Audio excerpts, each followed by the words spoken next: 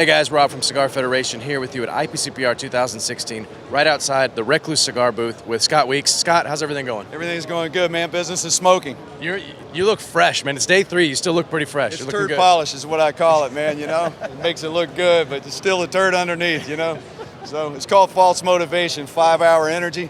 Yeah. You know, get that 5-hour energy black about halfway through the show. You get where you can't trust a fart after a while, you know? So that's how we're rolling, baby. Mach 5 with our hair on fire. We're off to a good start. So tell us about some of these cigars. You've got so much stuff happening right now. Okay, so I was an independent manufacturer's rep for 20 years on the road, and my dad did it for 40 years. My grandpa did it for 20 years, and you know, we had built enough people's brands over those years, and I decided to take all of that knowledge that I had learned in my career and try and figure out a way to build a better mousetrap. And there's a couple of things that that separate our factory from most other factories in the world, Rob. One of the things is that every leaf of tobacco in the world has ammonia in it, and you got to get that ammonia out, and you do that during the fermentation process. Now, most factories ferment for 1 to 6 months, which is really good, but my factory is the only factory in the world that ferments every leaf in the cigar except for the wrapper for 2 years. Oh, wow. So anytime the end consumer, which is you guys, smokes one of our cigars, you get all the flavor of the blend, but you don't get any of the baggage that goes along with it, so you get out clean every time. The second thing that we do is we only roll cigars in the old Cuban tradition. Some people call it entubar, entubado, entubado, but basically what it is, most factories, what they do is they do a process called bunching, and that's taking the filler leaf and folding it, okay, and then they bunch it and then put the binder on it and put it in the press. What we do is that process, the old Cuban roll from 100 years ago, and that's taking each filler leaf by hand and rolling them separately. And then you pull those separate rolls together, and then you put the binder leaf on it, and then you put it in the press. What that does is that gives you guaranteed airflow up and down the cigar. So we call our cigars mini vacations. We don't want the end consumer to get off of work at the end of the day and they get one of our cigars, which they pay good money for. By the way, the price point is very reasonable. It's $7, $8, $9. And so we don't want the end consumer to get off of work at the end of the day and then fight with a cigar and go back to work. We want them going on a mini vacation, and that's what we do. As a matter of fact, our cigars, because of the way we roll them and the way we do the cap, you don't even have to cut our cigars. Basically, you can, because our cigars are box pressed and the way we do the cap and the roll, all you do is squeeze the corners and the flap pops open like the back of a pair of long johns. And you just pull the flap off and you light it up and you're ready to go. You know, cutter proof. You never have to have a cutter. Now, awesome. As you can see by the cabinet here, this is the Amadeus Connecticut. It's one of the very few box pressed Connecticut cigars in the world. There's 2 or 3 of them, but it's very difficult to do. That's why not a lot of people want to do it, because the Connecticut wrapper is very sensitive and it breaks very easily. So we take this through a 5-stage pressing process. And you might ask yourself, well, why do they do that to get the box press? A lot of people think box press is to keep the cigar from rolling around on the table, but that's not what it is. That's a fringe benefit. Right. The bottom line is what you need for box pressing a cigar, you need 3 things for combustion: fuel, air, and heat. So if you take a round cigar and you press it, then that compresses the airspace in the blend. Now, why you want to do that is it forces the cigar to burn slower and burn cooler. Now, you guys out there in internet land probably had a cigar before that had a strawberry on the end of it where it's lit all the way to a point and it goes down like the top of a volcano and the cigar's burning hot, it's getting bitter and stuff like that. That's why we box press, so that that doesn't happen. Now, if you do that box pressing with the slow cool burn in conjunction with a bunch filler, the draw is still good, which is that folded filler. The draw is still good, but it never lives up to its full potential.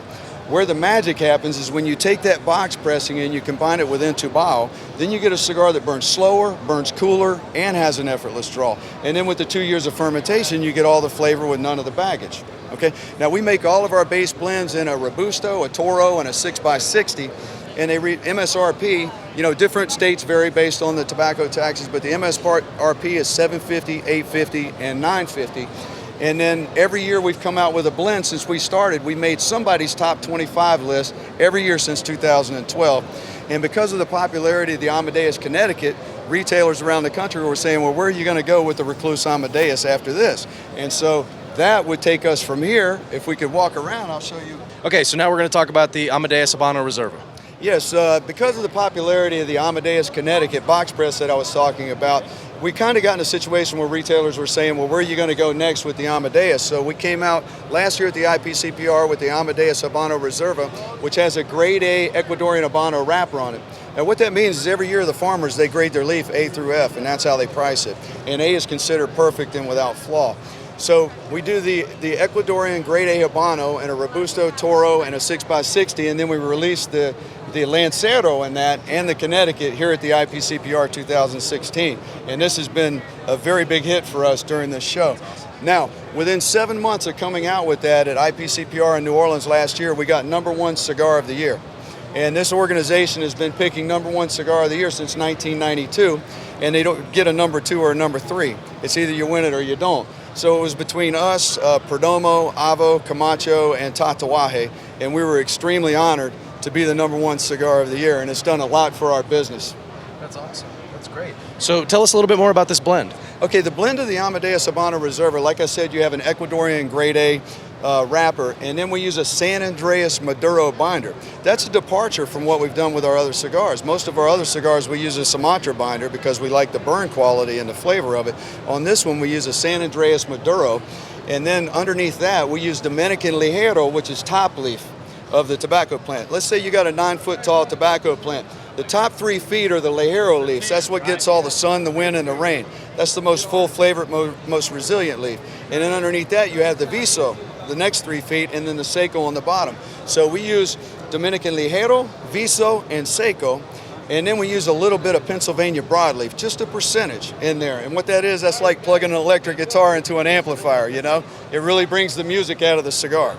And so we're very proud of that. We've made some big accomplishments with this brand, and I'm very proud of what we've been able to accomplish. I feel like we've taken all that knowledge, like I said, that I had gotten over my 22, 23 years, and built a better cigar that we feel will run laps around most other cigars out there. And there are some really great cigars on the market today. Absolutely. No, this is a great blend. I haven't had a chance to smoke this one yet, but I've heard really good things.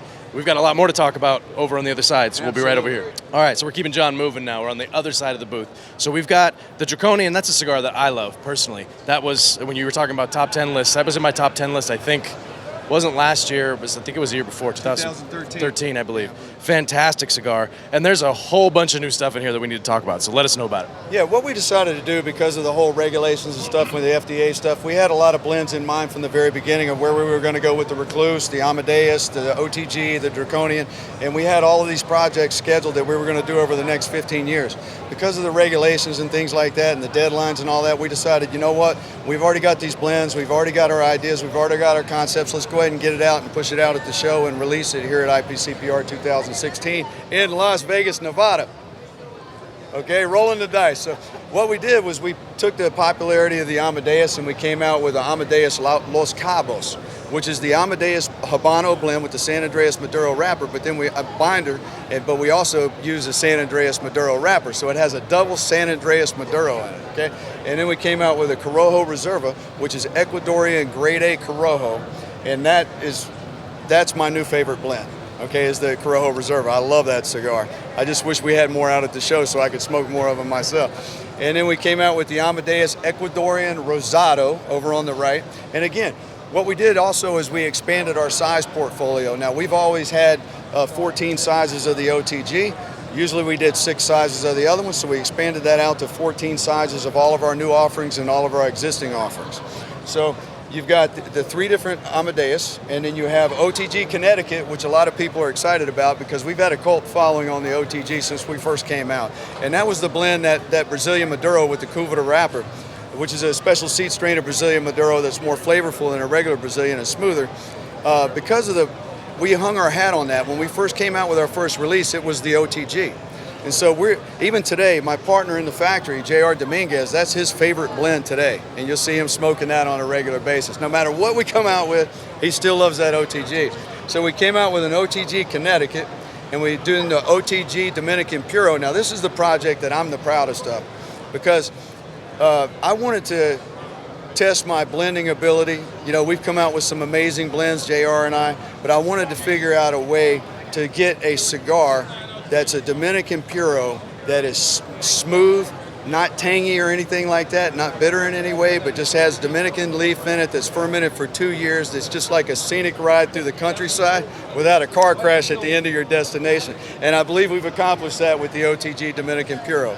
And then we brought out the OTG Habano, which is Dominican Ligero, Viso and Seco, Sumatra binder, and an Ecuadorian Grade A Habano wrapper. And then on our Draconian line, which you said that you like, and when you guys did that, we actually made 2 top 25 cigar lists of the year that we came out with that Draconian, and I created that blend to smash the perception that a cigar needs to say Cuban on it. That's really that was the most complex blend that we have made up to that date on that Draconian, and people still come up and they're like, hey, you got any Draconians? You got any Draconians? I'll be traveling with my reps. They're like, you got any Draconians in the car? I'm like, let me see what I can do, you know? So we came out with the Draconian Connecticut, Draconian Corojo, and Draconian Habano, okay? And so that's our releases for IPCPR 2016 in Las Vegas. That's it?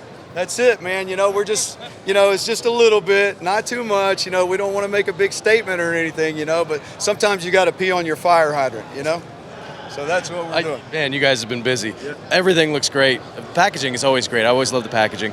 And we do that packaging that way. We use a lot of 3D holographic and stuff. What I learned based on my years on the road is that you can't expect the salespeople in the store or the managers or the owners to go in the humidor with the end consumer and recommend your product every single time they go in the humidor. So what we do is we develop our products so that it's like drawing mosquitoes to a bug light. Okay, when you walk in the humidor, you could be walking in that humidor and you're going to see that Recluse because it's going to be changing colors as you walk past it. And then what we want is we want the cigar to make you want to come back and get zapped again. Okay, so that's the reason why we do our presentation that way. Awesome. No, it looks great. Everything looks great. It sounds like you got some great blends, a lot of stuff to look forward to. And you gave me a lot of energy. I feel better now. I was dragging a little bit this morning, but Scott, you pumped me up. I said, that's that 5-hour energy black, man. I'm telling you, you pumped me up. Well, I appreciate it, Scott. I'd Thanks like for to hanging thank out with Cigar Federation, man. You guys are awesome, and thank you for everything that you're doing for the industry. It's real important, especially to guys like me. Great, thank you for saying that. I appreciate it. Hey, guys, thanks for checking out all of our IPCPR coverage on cigarfederation.com.